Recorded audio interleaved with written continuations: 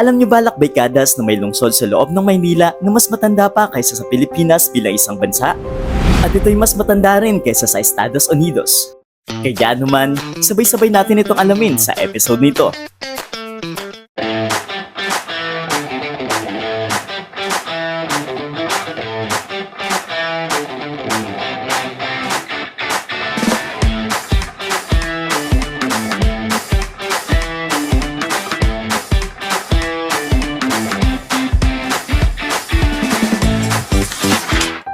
Ito ang Intramuros, itinatag ng mga Kastila taong 1571 bilang sentro ng kanilang kolonya sa Asia sa pamumuno ni Miguel Lopez de Legazpi. Noong panahong iyon, wala pang Pilipinas bilang isang bansa. Ang Intramuros ay mahigit 450 taong gulang na, pero ito ang hindi alam ng karamihan. May mga lihim na lagusan sa ilalim ng lupa na ginamit bilang takasan noong panahon ng digmaan. Ilang bahagi nito ay hindi pa rin ganap na nasasaliksik hanggang sa kasalukuyan. May mga lihim pa rin itong ibinubulong sa bawat tipak natin. Narito ang ilan sa mga lugar dito sa Intramuros na maaari nating puntahan at pagnilayan. Una na riyan ang Fort Santiago. Ito ang pinakamatandang kuta ng mga Espanyol sa Pilipinas. Ginamit itong kulungan at dito rin isinulat ni Jose Rizal ang kanyang Mi Ultimo Adios. Sa loob ng makakapal nitong pader at misteryosong piitan, dito rin ikinulong si Dr. Jose Rizal bago siya barilin sa Bagong Bayan.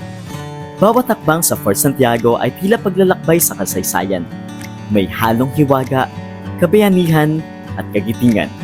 Hindi lang ito basta lumang gusali. Ito'y isang buhay na alaala ng ating pakikibaka para sa kalayaan.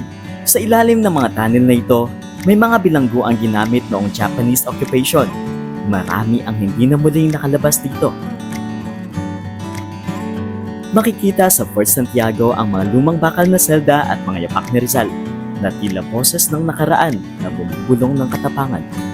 Sa bawat sulok nito, ramdam ang bigat ng kasaysayan. Isang tahimik, ngunit makapangyarihang paalala ng ating pinagdaanang laban bilang isang bayan. Ikalawa, ang San Agustin Church. Ito ang San Agustin Church, ang tanging simbahan dito sa Intramuros na nakaligtas sa World War II. Gawa ito sa adobe at coral stones, at ang ceiling art, optical illusion yan. Gawa ito ng mga Italian artists. Parang nasa Europa, pero nasa puso ka ng Maynila. Noong ikalawang digmaang pandaigdig, halos lahat ng bahagi ng Intramuros ay nawasak, ngunit may natatanging natirang nakatayo, ang simbahan ng San Agustin.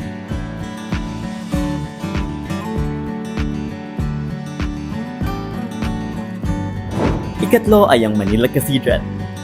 Ang Manila Cathedral ay 8 beses nang itinayo mula 1581 hanggang sa kasalukuyang estruktura nito. Dito rin idinaraos ang mga state weddings at misa ng mga presidente. Ang mga stained glass nito ay galing pa sa bansang Germany.